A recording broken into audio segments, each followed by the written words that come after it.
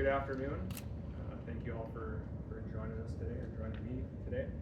I haven't met many of you, but I'm John Mackner, the president of the Hostfest board.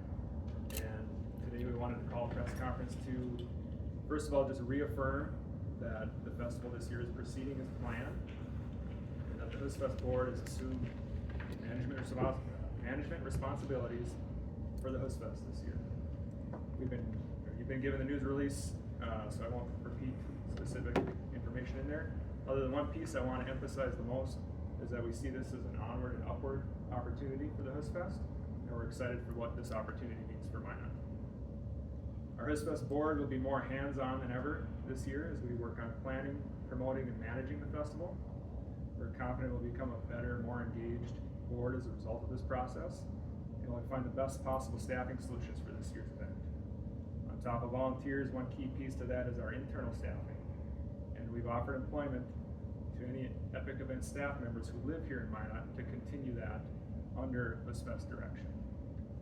This will be a new turf for all of us, so I may not have specific answers for you at this time, but as we get more information, as we progress down the road, I'll be able to provide additional media updates as I get them. Any questions about Epic companies will need to be directed to them, as I have no knowledge specific to their business. With that said, I'd open it up for any questions from reporters. Can you walk us through kind of the best that you can, the timeline of how this unfolded over the past few weeks? Very abrupt, how things played out, going from announcing the entertainment acts just a few weeks ago, less than a month ago, to now the decision that the festival is going to proceed under your own management. Can you talk about the timeline?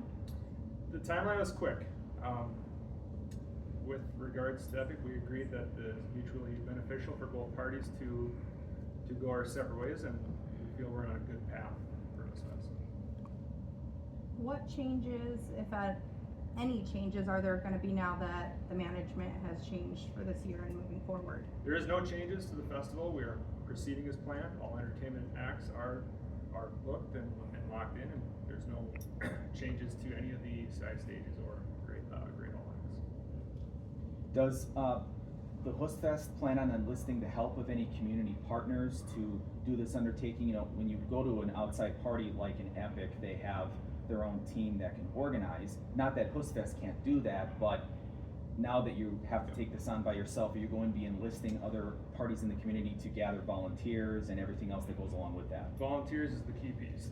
That's the biggest enlistment that we can ask for from the community, is to offer your time and your talents. We have over 8,000 hours that we need to fill for volunteer hours over the course of 4 days, upwards of 600 plus volunteers, and any individual or business out there that's willing to help with those volunteer hours is the biggest ask that we can do. Mr. Mackner, is the infrastructure for intaking those volunteer opportunities in place yet to be able to manage the people as they come forward and offer their time and talent? It is, and how you can do that, you can simply just go into our website under how do I get involved or get involved. There's a volunteer sign up page. You can put your name and info in there, and that's the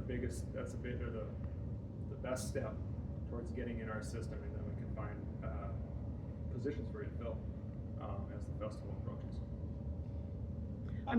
Go ahead. Can you elaborate a little bit on the cultural significance of this event to this community? I know that there were a lot of people that had kind of heavy hearts after 20 and 21, the cancellations due to COVID, and then it came back. Can you talk a little bit about how important this festival is, not only financially for tourism dollars to Minot, but also to the fabric of the Magic City? I think history is important to all of us. My own family, the Tollefson group, they helped Chet right alongside him start the festival, and talk to anybody in town that when they hear Hostfest, they think of Minot, they think of the fall, they think of family and coming together, sharing, whether it's Lefse or Lutefisk, if you like that or not. It seems to be a fabric of everybody's childhood memories and of just traditions they're used to. So keeping that going was very important to us, and we're a very passionate board that wants to keep that going. I'm not sure what kind of contract or arrangement that Norsk Hostfest had with Epic, but now that Epic is out of the picture, how does that change things for Norsk Hostfest financially? The financial matters I can't discuss for a private organization. What I can tell you is that as a board member, we've been working on it, finding a clear path forward, and that's something that we are taking seriously, and that's why we're proceeding as planned with the festival.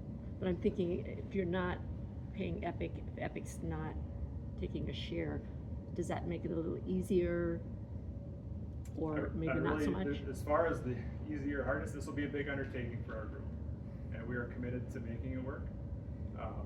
Easy wouldn't be a word that I would throw around as far as planning for the festival. I know you said you can't get into a lot of specifics with money. I do have to ask, the State Fair has confirmed with us that there is an outstanding balance from last year's festival.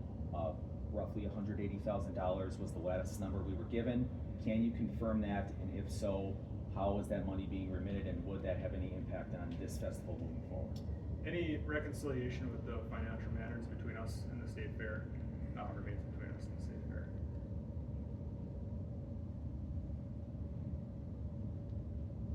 Anything else?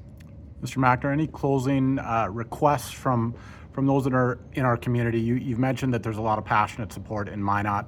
Any final ask of all those who want to see this event continue and are passionate about its success in terms of requests or things we in the community can offer? And I touched on it a little earlier, the time. Volunteers is what makes Hostfest go.